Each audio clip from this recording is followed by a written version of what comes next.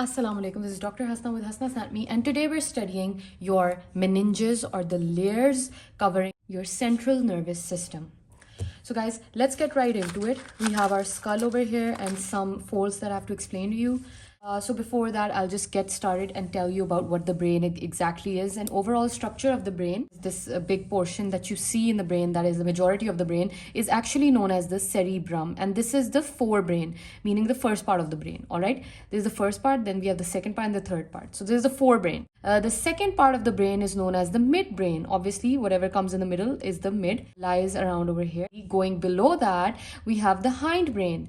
The hindbrain is consisting of your pons, your medulla oblongata, which extends as the spinal cord, and finally the cerebellum. All right, so I want you to know there's a huge difference between the cerebrum and the cerebellum. So keep that in mind. Your entire brain along with the spinal cord is coated with layers known as meninges.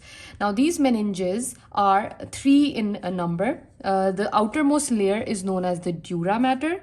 Second layer that comes is known as the arachnoid matter, and finally the third layer is known as the pia mater. Now between the dura and the arachnoid matter, between them is a space called as subdural space, and between the arachnoid and pia you'll find the subarachnoid space.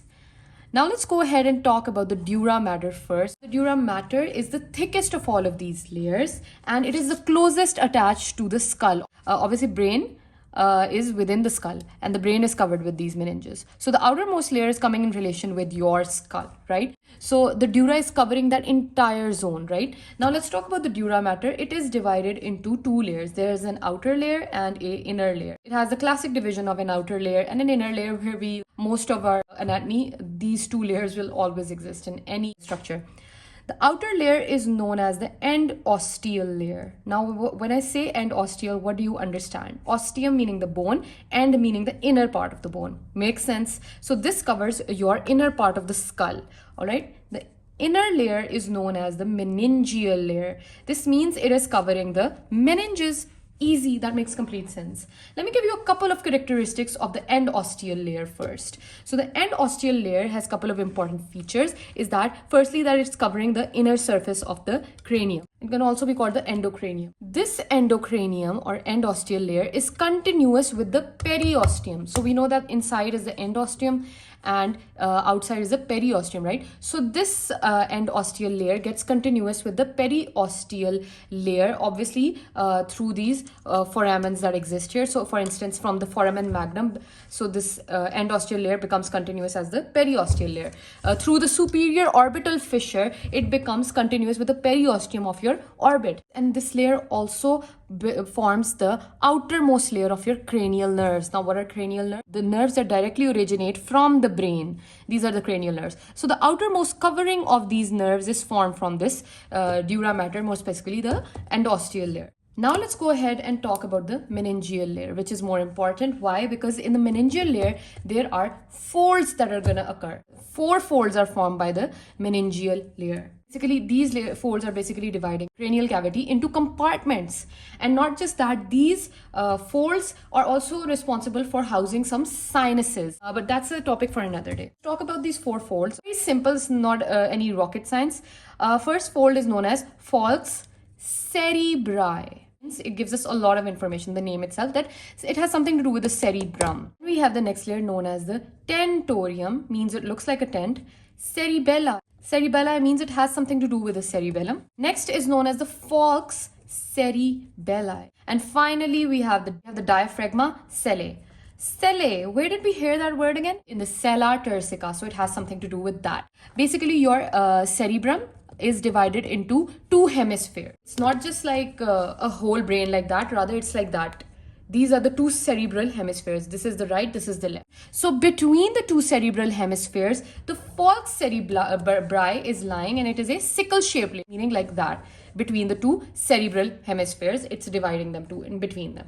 Next, we have the tentorium cerebelli. This basically is going to run from the posterior side to the anterior side like a tent. It is horizontal.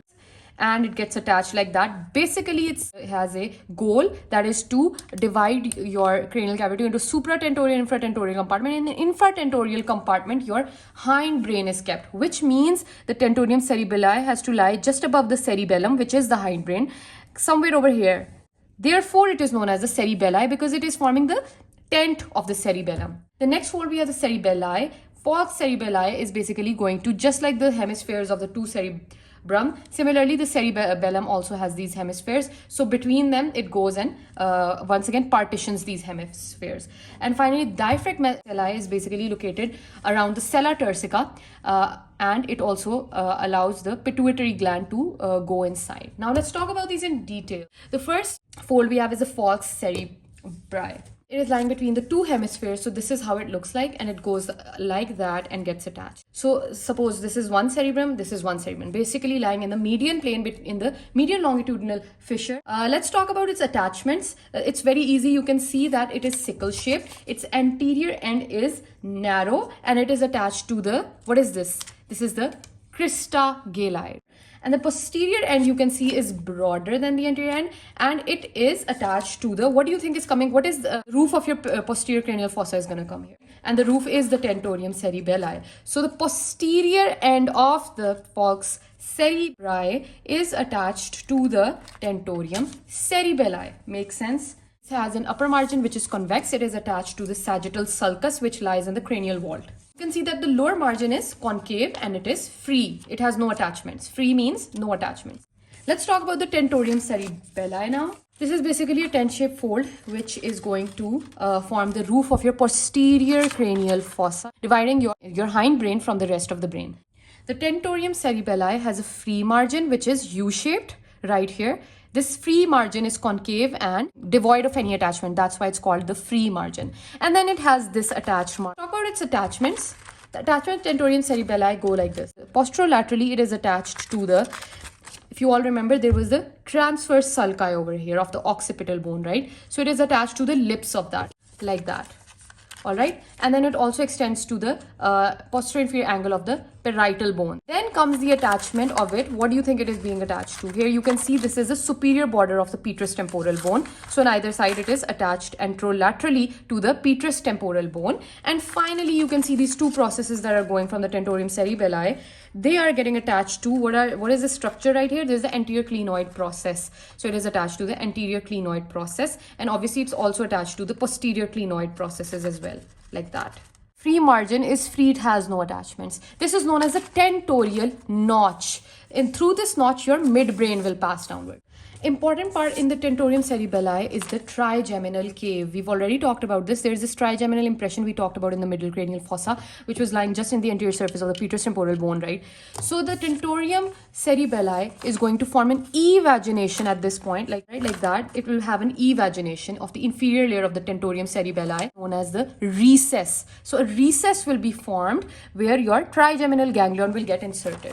So obviously it's going to be like that, right? So the trigeminal ganglion will just occupy this area. So this is tiny recess that will be formed, known as the Meckel's cave or trigeminal cave. Let's talk about the superior and inferior surfaces of the tentorium cerebelli. Superior surface I've already talked about. It gives attachment to this falx cerebri, and inferiorly there is a cerebellar hemisphere. Now you know these two folds. These two are very easy. The falx cerebelli, this occupies the posterior notch of the cerebellum. So your cerebellum is like that. So this is the posterior notch of the cerebellum, and this is also a sickle-shaped fold. The base of the sickle is attached to the, obviously because falx cerebelli is lying below the tentorium cerebelli, therefore the base of the sickle is going to be attached to the tentorium cerebelli.